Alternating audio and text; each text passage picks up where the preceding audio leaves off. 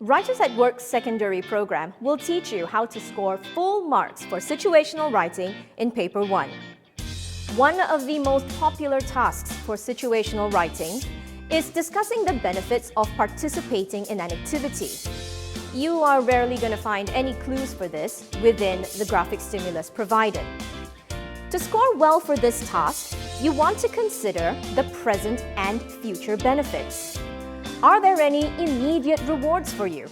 Do you gain any usable knowledge or improve your relationships with your classmates and peers? How is this going to benefit you in the future? Does it serve as an inspiration for your career pursuits, or does it improve your job prospects? With this and more, you're going to be able to score A1 for Paper 1.